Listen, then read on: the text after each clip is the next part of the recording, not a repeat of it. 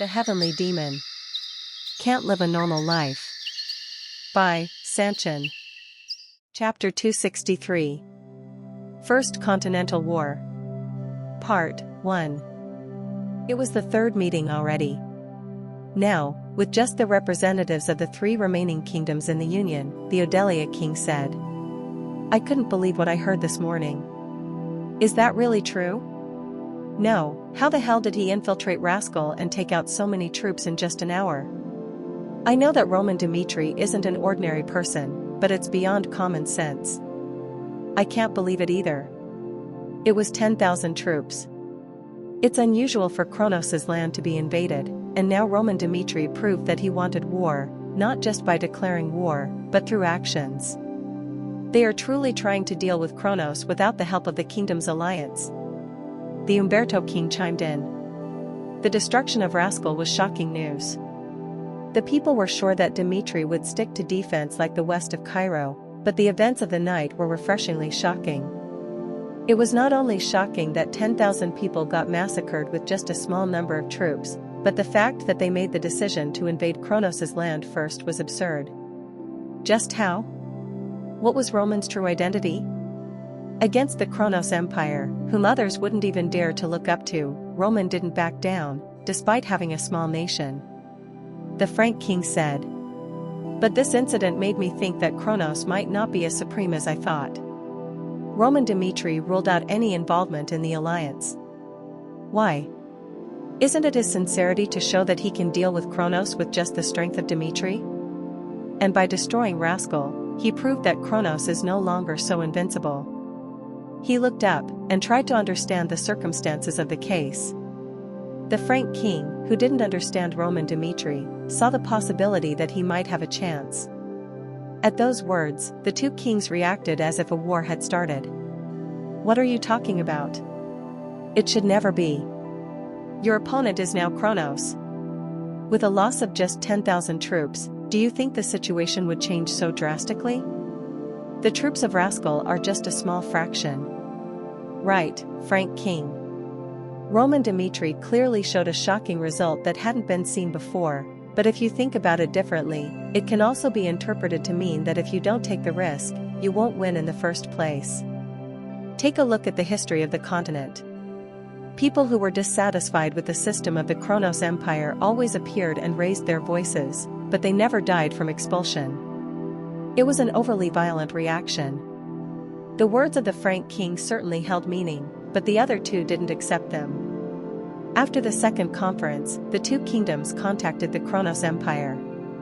They already had no option of uniting with Dmitri again. But the Frank king didn't back down. "No.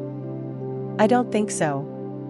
As you all know, the Phoenix Magic Tower, which originally belonged to Frank, moved to Dmitri. At that time, I was very upset, but when I sent someone to find out more about it, the Phoenix Magic Tower continued to develop at a really fast pace. Frank and Dmitri have different situations. But if they are those who produce different results under the same conditions, they may be able to cause the downfall of Kronos, which was thought to be impossible. Furthermore, it wasn't just the public rumors. The most important reason for the Frank king to move was the cause of Roman's declaration of war. When Roman Dmitri defines someone as his own, he never lets go of the hand that he chooses to hold. Rather than trembling in anxiety every day under the Kronos Empire, I would rather follow Dmitri if there is even a bit of chance. No, Frank king. It was a mess. The place where they were supposed to talk turned into a sad attempt by the two kings to convince the Frank king. There was no concession to others. Frank also wanted to move the entire kingdom's alliance, yet he had no choice but to leave like Redford in the face of excessive resistance. "I apologize, but I need to talk with Dmitri at least." And so the Frank king left. With that, the third conference also ended in a mess. It was a mess. After the conference, the Odelia king had a thought. The conference of the kingdoms had now lost its meaning, and it had become a foreign alliance that was shocking even to call an alliance. What did this mean? If even the Frank kingdom sides with Dmitri, from then on, Dmitri wouldn't be the only one that would get destroyed. The moment the Dmitry Union is defeated, the Kronos Empire will realize its ambition of conquering the continent. Despite knowing the problem, there was no other option. So the Odelia king contacted the Kronos Empire to live. This is how things turned out. Dmitry now has the support of Cairo, Redford, Hector, and the Frank kingdom. The scale of the all-out war against Dmitry has grown to the point where it can be called a continental war, and I heard that the 10,000 troops of Rascal were destroyed in a surprise attack. Please tell us the correct answer. In order for Odelia to live, what should I do now? It was an earnest question. Baron Charlton, who was on the other side of the screen, said with a relaxed face. Odelia king. The king's worries were wrong from the start. What is that? Even if the entire kingdom's alliance supports Dmitry, the Kronos Empire will go ahead with the war. Rascal's incident angered His Majesty. An order has been spread throughout the empire on a scale that will go down in history. Do you know what it means? It's not just about punishing Dmitry but wiping it off of the continent's map. The Odelia king was shocked. If Kronos put their lives on the line, the situation wouldn't change no matter how desperate the kingdom's alliance was. What he was worried about was Kronos' decision. If they engaged in this war with an unclear attitude, only the Odelia kingdom, which betrayed the kingdom's alliance, would be in a difficult position. So Baron Charlton's words gave him assurance. Relieved, he asked in a calm voice. Tell me what Odelia should do. At this point, Baron Charlton opened his mouth as if waiting. Finally, the Odelia kingdom has something to do. What he heard was right. In this world, there is no such thing as peace without a price. A few days after that, in the first defense position, a long procession rushed to the front line bordering Cairo. Baron Barrows, who was in charge of the defense camp, ran in a hurry when he saw them entering the castle gate. You went through a lot of trouble to walk here. The situation? As soon as Rascal's situation was settled, soldiers were sent out to capture Roman Dmitry, but there was no trace of him. So the soldiers moved once again. If Dmitry is attacked, Roman Dmitry will have no choice but to eventually show up. That rat. Well, you did a good job. No matter where he is, he can't change it anymore. It was Duke Bamford, the commander of the Kronos Empire. As a veteran who led numerous battles to victory, he was called a military symbol in the Kronos Empire. Just by looking at him, one could tell how determined Kronos was. With him in the lead, about 30,000 troops reached the first defense position, and more than twice as many troops arrived. He took a step. Then he gave the command and gave them the details. Currently, Dmitry is concentrating on the Western Front, allied with Cairo. From the fact that he secured supplies and paid attention to magic defense, it is presumed that he had been preparing for a siege and plotting some kind of plan, but we haven't yet been able to figure out Roman Dmitry's exact intentions. In the case of the other kingdoms, Redford, Hector, and Frank have expressed their interest in helping Dmitry, while Odelia and Umberto seem to side with us. The world has gotten so much better. To think that so many kingdoms would rebel against Kronos. Roman Dmitry is the problem. As he destroyed Rascal's troops, he seemed to have decided that in the case of Frank Kingdom, he could deal with the empire. Duke Bamford laughed. That had to be it. A fight could only last if the strength of each side was somewhat similar, but the kingdom's alliance, including Dmitry, had fallen into an illusion. Kronos mobilized hundreds of thousands of troops in this war. Aside from their overwhelming numbers, this was the first battle in which all of Kronos' knights and mages would be mobilized. The history of the continent, as people said, was usually decided by Kronos revealing some power. But the emperor made a decision this time. Even if Roman Dmitry were a monster who could slaughter tens of thousands of people alone, from now on, he would learn what it means to be involved in a war of nations. It was the history of the Kronos Empire, which had been built for years. And Duke Bamford, who was a part of it, was able to give orders with confidence.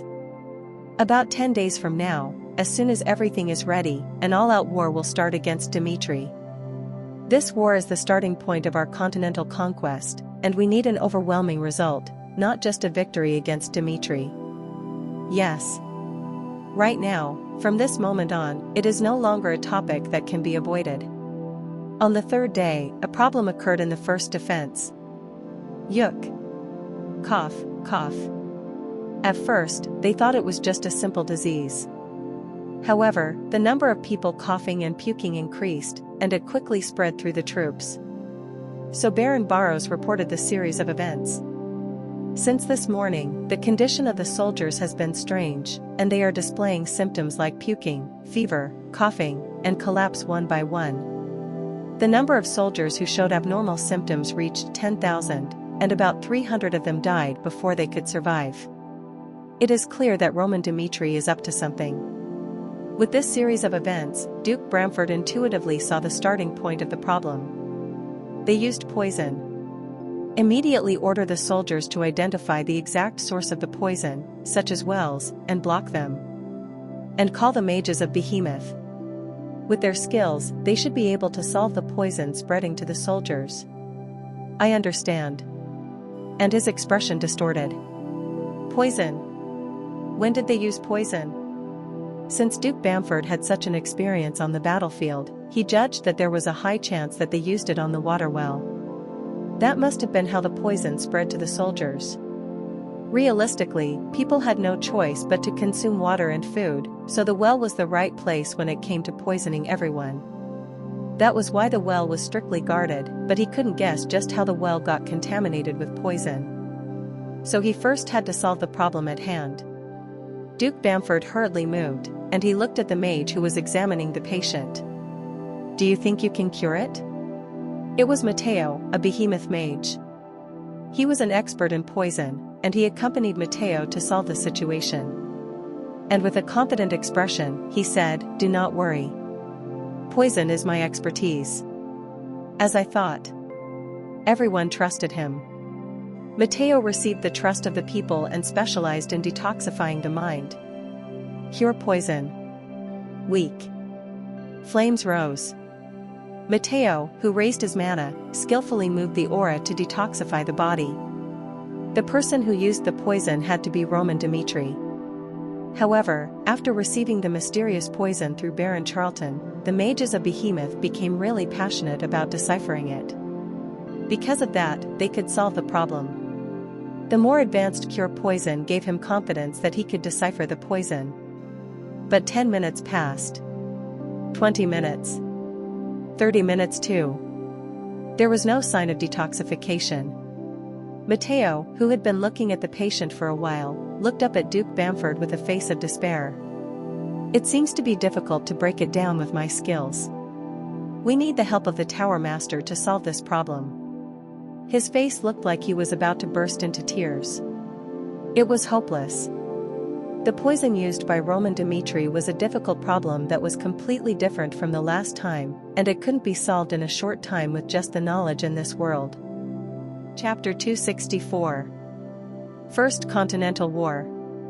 Part 2. The flames went out. At Duke Bamford's urgent call, all the mages of Behemoth were waiting at the summoned outpost. And the expressions of those gathered at the first defense weren't good. To them, the information about Roman Dimitri's poison was a serious matter that shook the entire foundation of the Behemoth Magic Tower. Matteo said, "Currently, poisoning has occurred in all 8 defense camps in the eastern part of Kronos, including the first one. As you know, the poison used by Roman Dmitri isn't easy to detoxify even with cure poison, so if the problem isn't resolved quickly, the damage is likely to build up in time." Again, Roman Dmitri, that damned man. It was the leader of the Behemoth Magic Tower. His skin had turned black from frequent experiments, and his eyes looked torn as if he were nervous. Actually, he was quite angry. While detoxifying Roman Dimitri's poison, which was commissioned by Baron Charlton, people asked what the meaning of Behemoth's existence was, as they couldn't even handle this one poison. It was humiliating to them. Since they were a group that used poison as their strength, they couldn't accept the fact that they couldn't solve this matter. And the Magic Tower Master of Behemoth said, "Put your lives on the line for this mission. The word impossible will not be accepted." "I understand." then start with curing it. There were a total of 32 mages, including the master. That was the strength of Behemoth. As soon as they heard the news that Roman Dimitri had poison, they mobilized all the mages and began to decipher it in the lab created by Duke Bamford. It was a bizarre scene. In front of the 32 mages, the poisoned soldiers and the dead bodies were lying on top of one another for the experiment. Cure poison. Weak. The Behemoth magic tower raised his mana. He infused mana into each of the living soldiers and corpses and found the source of the poison through skillful control. It is an unfamiliar poison that completely negates the existing system from 1 to 10. Usually, it is said that it takes a few months or years to develop a new poison, but how does Roman Dimitri have such a poison? To reach the 6-star level at such young age, I would have to devote all my time to learning swordsmanship, so I guess he had the time to develop poison. He was annoyed. Whether it was developed by Roman Dimitri himself or someone else, it was unacceptable for Behemoth. They couldn't accept that this unknown poison had a level of strength that Behemoth couldn't analyze. They worked hard to find a cure. They analyzed the ingredients of the poison using their knowledge and cure poison magic, and they found out what method to use to decipher it. The process was slow but steady. All this time, the Behemoth magic tower was known to be at the peak of poison-related work on the continent, and they even had a lot of knowledge in new areas. However, a crack appeared on his face as he dealt with both energies at the same time. What is this? It was shocking. At first, he thought the information his mind was receiving was wrong, but the more he tried to decipher it, the more he realized it wasn't wrong. It was completely unacceptable information. Even though Behemoth's mages had confirmed the truth several times, the more they obtained information, the less confident they became. It isn't just one poison. There are at least 2. The living soldiers and corpses were poisoned with different poisons. It gave them goosebumps. The reason why the situation they were experiencing was embarrassing was that both poisons were completely different from the common ones. It didn't make any sense. How could 1 or 2 be regarded as having developed into something new? Roman Dimitri, like the spring water which would never go dry, had created a poison that was never seen before. At that moment, this ominous emotion rose. At the thought of this spreading, the magic tower master stopped decoding the poison and hurriedly moved to the side. Get out. Master? The mages looked puzzled. The tower master quickly figured out the difference between the poisons, but he still hadn't discovered that there were multiple poisons. Weak. He raised his mana. The Behemoth magic tower master, who had been doing this for a long time, collapsed on the ground with a face stained in shock. It makes no sense. Just what is this? Matteo came running to him. And the mages also rushed to him after seeing the sudden actions of their master. And then they saw it. The tower master shouted with a shocked look. All types of poison are different. Roman Dimitri, this insane bastard, didn't use just 1 or 2 poisons. His voice was like a scream. And the realization of what that meant made the mages' faces go pale. After the detoxifying process, the tower master of Behemoth made a statement. 32 types of poison were found in the 8 defensive points.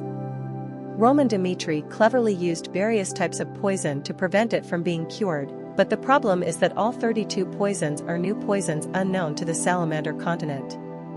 I didn't think the day would come when I would say such a thing with my own mouth, but I can assure you that Roman Dimitri is untouched in the realm of poison. If we have enough time, we might succeed in deciphering each of them, but there is no way to solve all 32 of them to face the war right now. He thought it couldn't be deciphered. And seeing him talk with a desperate look, Duke Bamford's face went stiff. To think that the proud man of Behemoth would admit defeat. It is a problem that cannot be solved even if you practice detoxifying. He judged him quickly. Roman Dimitri was a monster. After attacking Rascal and annihilating 10,000 troops, he secretly stayed behind to spray out the poison onto the tens of thousands of troops. Moreover, the means of the poison were of a kind that couldn't be used generally. No matter how much war was an act of violence against humans, using poison on this scale was strictly prohibited by Continental law. And so he felt enraged. He was furious, but now was the time for him to address the problem in front of him. Then Duke Bamford called and ordered his lieutenant. Quarantine all the soldiers and make sure to cremate the dead ones to avoid any trouble. And from now on, the soldiers of the Empire will be strictly forbidden to drink water in the defense positions.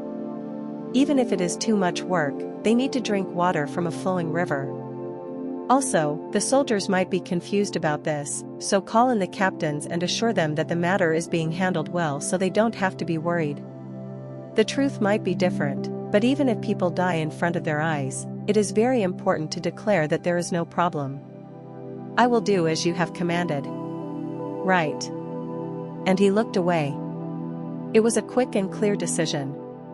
The hesitation of the captain on the battlefield would lead to greater confusion for the soldiers, so it had to be avoided. And acting with too much caution every time wouldn't solve the problem either.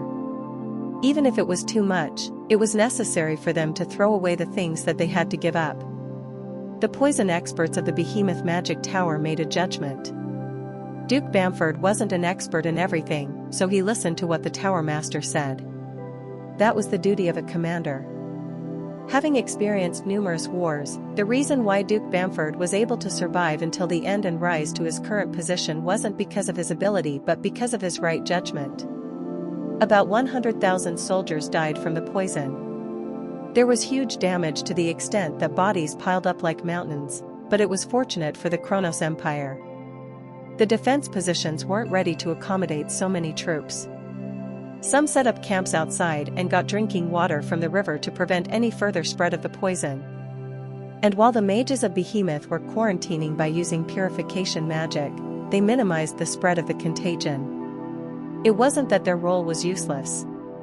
Accurate responses based on their experience so far solved the situation that could have killed hundreds of thousands. Duke Bamford, who finished the report to his seniors, said with a face that was contorted like a demon, "Contact Dmitri right away and arrange a meeting. I will have to ask them. The Continental law clearly forbids the use of poison on the battlefield, so how do they plan to explain this? If their explanation isn't rational, we will be holding them accountable." The response from Kronos was expected. Marquis Vandenberg, the commander of the West, said. Kronos requested to talk. It is a really interesting situation. They, who have been doing the worst acts to the point that the actual Continental law got overshadowed, now want to hold others responsible for the same things. Didn't we expect it? It is Kronos, after all. Baron Noel, the head of the staff, said. Poison was a difficult problem. War was usually aimed at winning by all means, but if one were allowed to use poison, then the destruction would be huge. So the use of poison was forbidden by Continental law. If there were no sanctions against it, not just the soldiers but the civilians would also die if poison was used, so there was a limit. However, Dmitri crossed it. Flora Lawrence said. We knew from the start that using poison would create trouble for us. Maybe this will trigger a third country like Valhalla to enter this war, but we have no other option to use. The important issue from now on is the situation in front of us. No matter what Kronos says, we need time. On the Western Front, Roman Dmitri wasn't there. He moved to fulfill his own plan, and the remaining forces in the West had to buy time against the Kronos Empire. So the poison was used. Roman Dmitri's departure was a huge loss of power, and if confronted head-on, their odds of winning the war were slim. So they had to gamble. In order to defeat a dragon, it wasn't possible to have a fair fight. Thus, they made a surprise attack on Rascal. By capturing the outpost, the Kronos Empire got overshadowed, and while their attention was on Roman Dmitri, Chris and the others infiltrated the 8 defense positions. It was a diversion. Thanks to the Kronos Empire's intense pursuit of Roman Dmitri, the infiltration and poisoning went easy. And now, they faced another problem. Flora Lawrence continued. The Kronos Empire's response was a lot faster than we expected. The matter was sorted out in just a few days, and it is clear that he deliberately requested a talk to prevent the kingdom's alliance from joining the war under the pretext of poison being used. That is why we need to accept their request for a discussion. When the talks happen, we can buy more time. There was no reason to be concerned. Thinking of a plan, they had to prepare the options according to the response of the enemy, and this was one of them. Marquis Vandenberg said. Then, in a few days, we will proceed with the talks. A few days later, the conversation took place at the border. Duke Bamford appeared alone without any escorts, and no one thought he was being reckless. When conducting dialogues between nations during a war, the lives of the representatives were guaranteed. It was a completely different matter than the poison conversations. If banning poison was for the sake of the lives of many, then guaranteeing the life of the representative was a matter of national security itself. If the war went the other way or if a ceasefire was desired, at least the representatives needed to be safe. So Duke Bamford came alone. With his sturdy body despite his age, his confident attitude gave off a strong force that was enough to overwhelm the troops on the Western Front. The talks about the history of Kronos weren't false. Having risen to his current position after experiencing many battles, the man didn't show an inch of distraction despite numerous people looking at him. And then someone came from the other side. The person walked slowly, enjoying the gazes on him, and when met with the Duke, he asked to shake his hand. "Nice to meet you. I am Count Fabius." His face showed a bright smile. And the tension of war was nowhere to be found. Chapter 265. First Continental War. Part 3. This suffocating tension rose up. In response to Count Fabius's smile, Duke Bamford skipped the greetings and went straight to the point. "You know why I asked for a talk. The Continental law strictly forbids the use of poison to cause indiscriminate slaughter during the war. It's the minimum conscience one has promised to another human being. Then why did Roman Dmitri use poison? Didn't you think about the consequences that would come from the war? When talking about conscience, they didn't say Dmitri was wrong. No, in the first place, including the preemptive strike, the Kronos Empire didn't think that anything was wrong with them. This was war. Just like Hector's surprise of crossing the borders, the way Kronos attacked Dmitri had happened over and over throughout history, even if it was against Continental law. But using poison was different. The reason they didn't actively use poison even though they had the behemoth magic tower was because they couldn't discriminate against the enemies. In addition, it wasn't easy to avoid civilians mixed with soldiers in the realm of reckless massacre. So the Duke showed his anger. He made a statement of refusal, as if someone like Dmitri was using poison that even Kronos didn't use. Count Fabius said, "I know what you mean, but that is just your words. Do we have an obligation to follow them at all costs? Just as it doesn't matter in the name of war even if you cross the border without notice. We just thought the use of poison was an extension of our rights." Count Fabius. From now on, make sure to say each word carefully. Duke Bamford's expression turned red. As he watched the soldiers, around 10,000, die, he couldn't control his anger. Kronos was his nation. In this world ruled by emperors, he had only obtained the title of Duke because of the dedication he had shown to this nation. Duke Bamford didn't even bother to hide his anger. Every law in the world, including Continental law, usually has a starting point that led to its creation. Count Fabius, why do you think the people of the Salamander continent banned poison even at war? Well, shouldn't there be a historical event? Right. A very long time ago, before Kronos had the title of an empire, there were more kingdoms in the world than there are now. How did they die? In an attempt to claim the land of the other, they would use horrifying poison that resulted in the deaths of the three nations involved in the war, with 30% of the population dying. How many civilians do you think that includes? The part of responsibility that I ask you to hold is not to repeat the past. As a human, if you abandon your last conscience, do you think you can handle the war against Kronos? Our way of cruelty isn't as cruel as yours. He was right. If the opponent wasn't the Kronos Empire, Count Fabius might have nodded at his words. However, Yes, yes, I understand. I don't even care about the past, so what? Are you asking us to lay our heads down and just die? As humans, do we need to have a conscience? I am sorry, but I don't want to hear such words from the Kronos Empire that pushed Dmitri into this corner. Fabius's reaction was a real shock. The opponent was Kronos, which held huge strength. People who heard rumors about Count Fabius were sure that he, who was called a traitor, would wag his tail for Kronos. Some were right. If the situation and time were right, he would always turn around and swear allegiance to Kronos, but the person he was following was Roman Dmitri. It was a betrayal. However, he had to do his best as if he would give up his life for his new lord. It was his life's motto. For Count Fabius, who had a liking for Roman Dmitri, the Kronos Empire was just one of his many enemies. Count Fabius said, "The countries whose population of 30% was destroyed were later absorbed into the Kronos Empire and turned into a foundation for your land. In the end, it can be said that the past event has benefited Kronos." What do you mean? No, I was just telling the facts.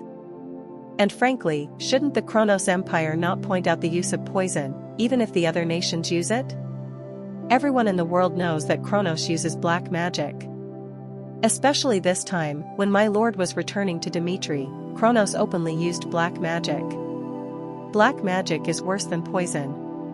If poison is a child's play, black magic is the kind of power that can destroy the entire human race. His attitude was perverse.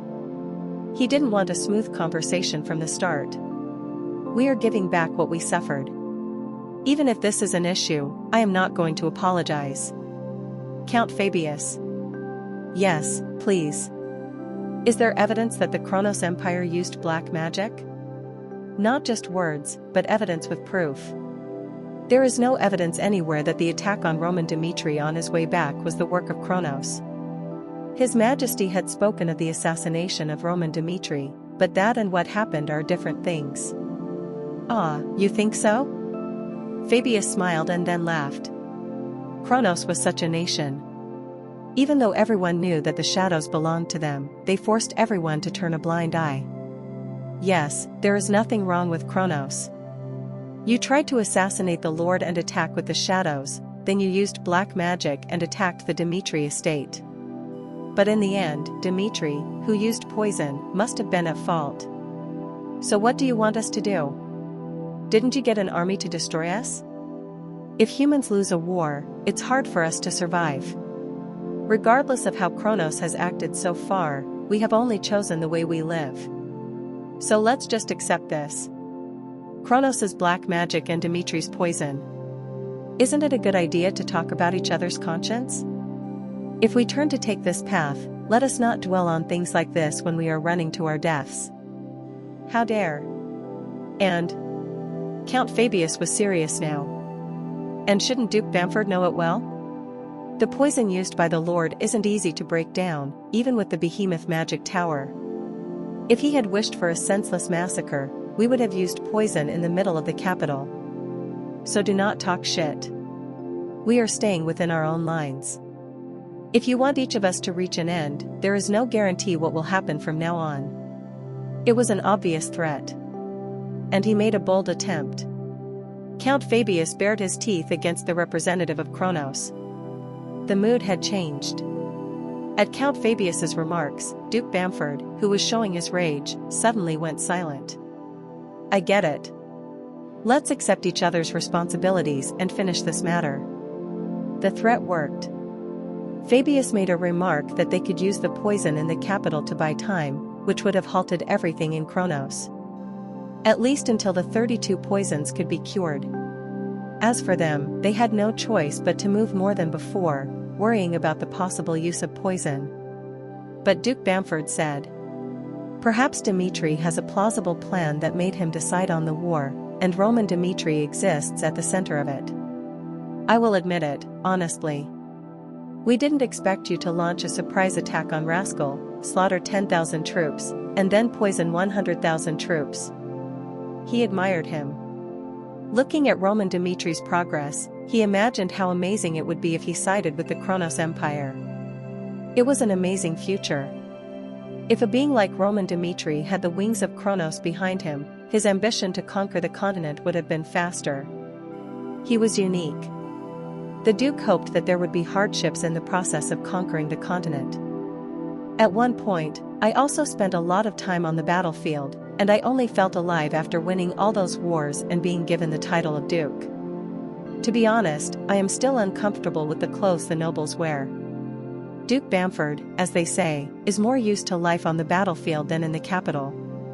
Do you know why I left the battlefield? Because I am old? Because the wars are less frequent than before? Not at all. Their topic deviated, and Duke Bamford showed the truth to an insignificant being. It's because I know the strength of the Kronos Empire. How strong is this nation? The fact that the reward of victory would have originally followed us without raising a fuss meant that, from then on, I lived a life far from war. Roman Dmitri. An amazing man. Born in a far-off land, he reached the level of 6 stars at a young age, and his actions so far are so much greater than we assumed. But that is all. No one who knows Kronos' military power thinks of Roman Dmitri as an existence that can stand in the way of Kronos' ambitions. But we are just looking forward to it. He laughed. Recalling the source of the confidence that Fabius believed in, he looked shocked. The stronger Roman Dmitri is, the stronger we will also be. The more he fights, the more we fight back, Dmitri. Even if that one place collapses, the people of the continent will have no choice but to admit that the Kronos Empire has the right to rule the continent. So please stick to the very end. To make me feel alive. Finally. I truly looked forward to a good fight. Then the Duke turned around and went back to his camp. At that time in Dmitri, Hans thoroughly wiped the bodies of the patients lying like corpses with a warm, damp towel. When did you grow up this much? He looked at Kevin. He had taken off his shirt to wipe his body, and his body was full of wounds. There were even new wounds that formed during this war, but most were from the previous war. There were other wounds on top of other wounds. Just looking at all those wounds showed how much effort he put in. This feeling was new. Even when he first met Kevin, he couldn't find any qualifications for a swordsman in him, even though he had the passion, but now he suddenly grew so much that he could be recognized by the continent. In particular, in the process of defeating Sven, Kevin made the greatest contribution. If he hadn't stopped Sven for that long, there would have been more casualties. Everyone knew it. Why did Kevin sacrifice himself? With a strong desire to protect Dmitri, everyone hoped that Kevin would wake up. And next to him was Henderson. Kevin still seemed to have recovered, but Henderson could be called a living corpse. He was in a state in which it wouldn't be strange if he died now. Every day, the family of Henderson would come over and shed tears, but they never said one bad thing about Roman Dmitri. For Kevin and Henderson's survival, Roman Dmitri did his best. Knowing his intentions, they were thankful. It was heartbreaking. When he looked at them, tears welled up for no reason. Then he got up. Since he didn't know when the guests might come, he tried to clean the surroundings so they wouldn't feel uncomfortable. It was good to be busy working when sad emotions were inside of him. That was the way Hans lived. So he tried to forget about his sadness by focusing on cleaning. And when he was about to get up, he heard a familiar voice from behind. "How long has it been?" came a muffled voice. Then Hans turned his head. Right at that moment, Kevin, who stood up with a concerned look, was looking at Hans.